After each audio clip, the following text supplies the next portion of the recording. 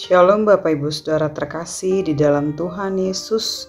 Damai, sejahtera, dan sukacita Tuhan senantiasa terus melimpahi kehidupan semua kita.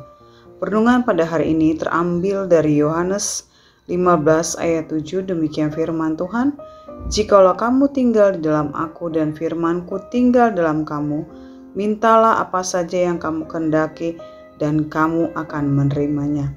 Dengan tema hari ini adalah salibkan keinginanmu.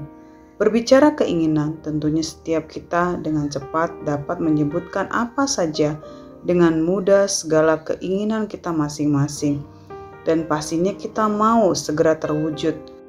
Dan ketika berbicara yang sifatnya barang tertentu, rasanya ingin segera kita beli seperti ada kepuasan. Kalau itu terwujud, artinya manusia berkeinginan yang sangat dikuasai yang namanya keinginan segera dan cepat. Namun ketika berbicara proses, tentu tidak semua orang mau memasukinya atau mengikutinya apabila dengan berkembangnya zaman, tawaran instan semakin bertumbuh. Dan ini membuat segala tawaran untuk memuaskan keinginan semakin mudah. Sadar tidak sadar akhirnya membentuk kita menjadi orang yang tidak sabaran. Karena hati kita didorong namanya keinginan.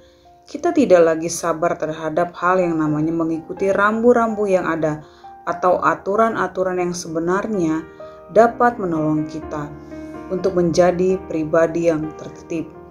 Dan sebetulnya sadar tidak sadar Tuhan membentuk kita menjadi pribadi yang tertib dan cerdas.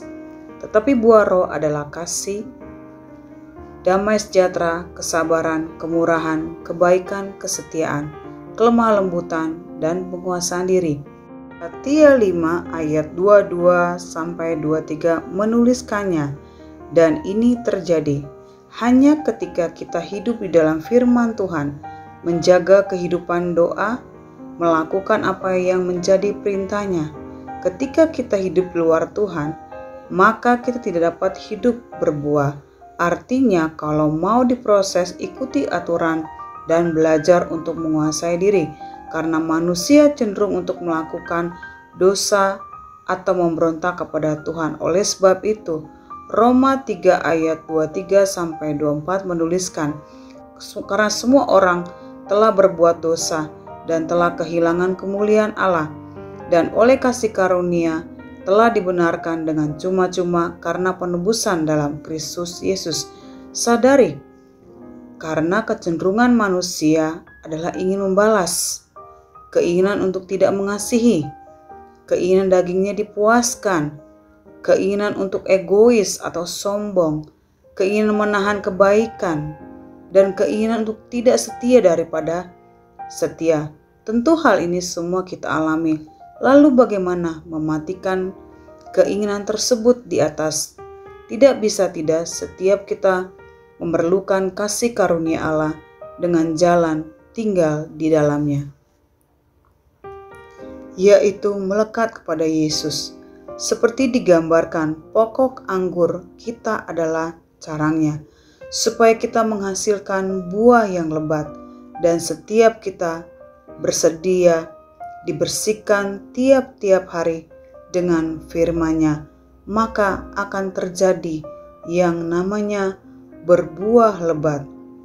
Maka segala yang bertentangan dengan hati Allah, kita menjadi peka, dan kecenderungan hati kita adalah hanya untuk menyenangkan dan mengabdi kepada Yesus. Yakobus 4 ayat 7-8a menuliskan, "Karena itu tunduklah kepada Allah dan lawanlah iblis, maka ia akan lari daripadamu. Mendekatlah kepada Allah dan dia akan mendekat kepadamu." Kuncinya adalah kita tunduk pada Allah, mendekat kepadanya, maka segala keinginan yang bertentangan dengan hati Allah sengatnya mati. Yang hidup hanya keinginan menyenangkan hati Yesus. Maka kita menjadi orang yang mengalami ketenangan dan kemerdekaan hidup. Oleh itu, undanglah Yesus menguasai dan bertata atas setiap kehidupan kita. Tuhan Yesus memberkati.